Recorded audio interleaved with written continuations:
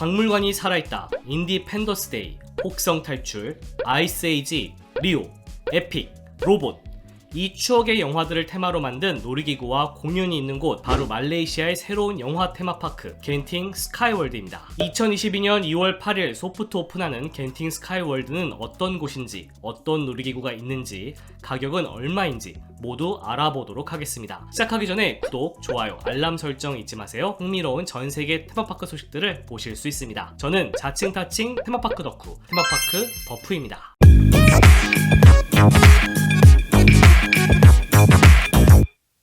우리나라에서 비행기를 타고 6시간 정도 날아가면 있는 말레이시아의 수도 쿠알라룸푸르에서 차로 1시간 정도 북쪽으로 떨어진 곳에 리조트 월드 겐팅이라는 거대한 리조트가 있습니다. 호텔, 쇼핑몰, 테마파크, 카지노, 극장 등이 모여있는 이 거대한 리조트는 놀랍게도 해발 1800m 높이의 산 위에 위치해 있죠. 이 리조트 안에, 이 산 위에 새로운 영화 테마파크 겐팅 스카이월드가 지난 2월 8일 문을 열었습니다. 본래 이 리조트에는 야외 놀이공원이 있었습니다. 그런데 2013년 20세기 폭스월드를 만들 것이라는 발표와 함께 이 야외 공원은 문을 닫았죠. 그리고 같은 해 공사가 바로 시작되었습니다. 본래 겐팅 스카이월드는 20세기 폭스월드라는 이름으로 시작되었습니다. 영화사 20세기 폭스 기억하시죠? 이 로고만 보셔도 다들 이 영화사 하실 겁니다. 그런데 2016년 오픈 예정이었던 테마파크는 이런저런 사정으로 2019년으로 오픈이 연기되었고, 그 사이에 디즈니가 20세기 폭스 영화사를 인수 합병하게 됩니다. 즉 갑자기 디즈니의 것이 된 거죠. 테마파크 오픈이 계속 지연되면서 20세기 폭스는 리조트와의 계약을 해지하고자 합니다. 가족 친화적인 기업 디즈니 입장에서도 카지노 옆에 테마파크가 운영되는 것에 대해 부정적이었다고 하죠. 반면 리조트 입장에서는 이미 공사가 진행 중이고 영화 테마파크로 가고 있었는데 갑자기 영화사가 빠지겠다고 하면 각종 놀이기구는 물론 파크 컨셉 자체를 바꿔야 하니 이를 그냥 받아들일 수는 없었을 겁니다. 그리하여 이들 사이에 여러 소송이 오고 갔는데 다행히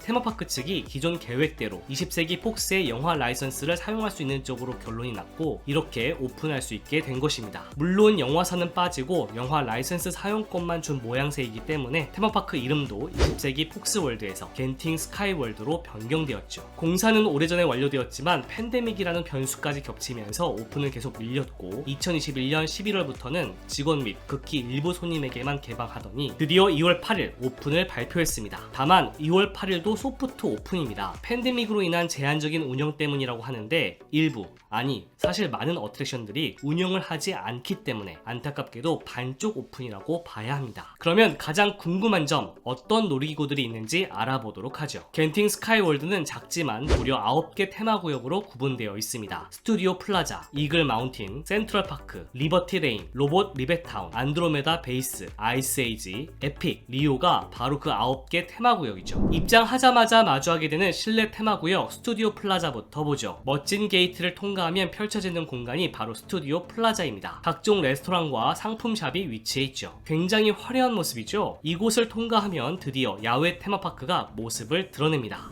스튜디오 플라자를 나오면 가장 먼저 마주하게 되는 테마구역이 이글 마운틴입니다. 독수리 머리처럼 보이는 산을 배경으로 하는 이 테마구역에는 레드 램프 피크, 풀 스로틀 레이싱이라는 롤러코스터가 있는데요. 오토바이를 타고 독수리 머리 바위산을 질주하는 어트랙션입니다. 추후 오픈 예정이라 아직 많은 영상 자료가 없네요. 다음은 가장 넓고 가장 현대적으로 화려한 듯한 테마구역 센트럴 파크입니다. 이곳은 거대하고도 화려한 분수쇼가 펼쳐질 것이라고 알려진 테마구역이죠. 먼저 박물관이 살아있다 미드나잇 메이햄 다크라이드가 있습니다. 영화 박물관이 살아있다 속 세계를 체험해보는 어트랙션인데 슈팅 다크라이드로 디즈니의 토이스토리 마니아와 아주 흡사한 모습을 하고 있습니다. ESD 글로벌 디펜더라는 어트랙션도 있는데 비행기 같은 차량을 타고 빙글빙글 도는 형태의 놀이기구입니다. 인디펜더스 데이, 디파이언스 어트랙션도 있습니다. 영화 인디펜더스 데이를 테마로 하는 이 놀이기구는 시뮬레이터 어트랙션입니다. 외계인의 공격으로부터 지구를 지켜야 하는 내용으로 프리쇼에서도 외계인이 등장하네요. 디즈니의 소월인, 롯데월드의 플라이벤처와 같은 플라잉 시어터 어트랙션으로 보입니다. 다음은 가장 좁은 테마구역이자 샌프란시스코 거리를 모티브로 한 리버티 레인입니다. 이곳에는 영화 혹성 습성 탈출 시리즈를 테마로 하는 Invasion of the Planet of the Apes 어트랙션이 있는데요. 역시 추후 오픈이라 많은 것이 알려지진 않았지만 기존에 공개된 이미지들을 보면 영화 속 세계를 경험해보는 다크라이드로 보입니다. 다음은 영화 로봇에 등장한 마을 리벳타운을 테마로 하는 로봇 리벳타운 테마구역입니다. 로봇은 2005년에 개봉한 영화로 로봇들이 주인공인 영화였죠. 이곳에는 영화에 등장하는 캐릭터 빅웰드 회장의 비행선을 타고 빙글빙글 도는 빅웰드의 제플린 놀이기구와 다람쥐통처럼 빙글빙글 도는 놀이기구 리벳타운 롤러가 있습니다. 다음은 우주를 배경으로 하는 듯한 테마구역 안드로메다 베이스입니다. 전체적으로 우주의 한 기지에 있는 것 같은 느낌이 들게끔 꾸며져 있죠. 이곳에는 각종 장애물을 통과해야 하는 체험 어트랙션 부트캠프 트레이닝이 있고 전투기를 타고 빙글빙글 도는 알파 파이터 파일럿이라는 어트랙션도 있습니다. 이건 경주월드의 드래곤 레이스와 같은 기종이죠. 그리고 롯데월드의 번제드롭 같은 어트랙션 테라폼 타워 챌린지도 있습니다. 그리고 또 하나 아직 그 정체가 공개되지 않은 롤러코스터도 있습니다. 이 롤러코스터는 SFX 코스터란 종류로 옆으로 떨어지기도 하고 수직 낙하하거나 회전하기 등의 독특한 움직임을 보여주는 롤러코스터라고 알려져 있죠. 영화 에일리언 대 프레데터를 테마로 하는 것 같다는 카더라는 있는데 이 롤러코스터 같은 경우는 2023년으로 오픈이 아예 밀려있는 상태라 조만간 보기는 어려울 것 같습니다.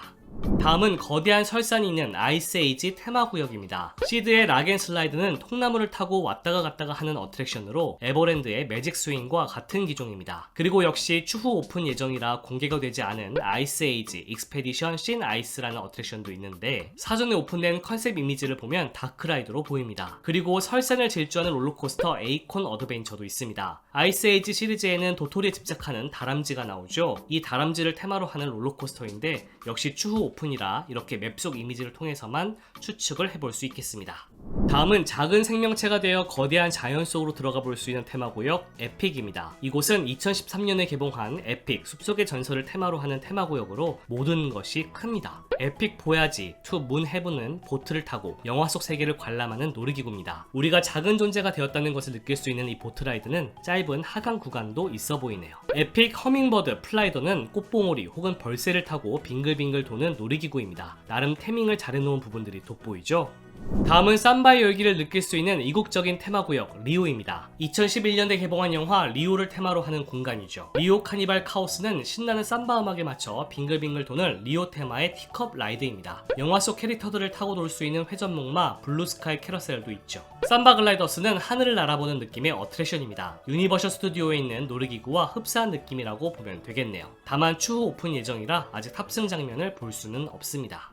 이렇게 구성된 겐팅 스카이월드의 티켓 가격은 151 링깃, 우리나라 돈으로 약 45,000원입니다. 비교적 싼 편인데 굵직한 어트랙션들은 추후 오픈이라 지금의 티켓 가격이 낮게 책정된 것일 수도 있습니다. 추후에는 가격이 오를 것 같다는 생각도 드네요. 흥미로운 다크라이드와 롤러코스터들도 있지만 오픈을 준비하면서 안타까운 과정들이 있었기 때문인지 단순해 보이는 어트랙션들도 많이 보입니다. 하지만 어트랙션 구성을 떠나 곳곳을 잘 꾸민 흔적들이 보여서 개인적으로 꼭 한번 방문해보고 싶은 테마파크이긴 하네요. 제가 아주 오래전부터 오픈을 기다린 테마파크이기도 하고요. 오늘 소개한 겐팅 스카이월드의 놀이기구 중 어느 것이 가장 타보고 싶으신가요? 댓글로 남겨주세요. 언젠가 겐팅 스카이월드도 직접 방문해볼 수 있는 기회가 있길 기대하며 오늘은 여기까지. 지금까지 테마파크에서 7년간 빡세게 일하고 전세계 테마파크 40여 곳을 200번 넘게 쏘다닌 다칭타칭 테마파크 덕후 테마파크 버프였습니다.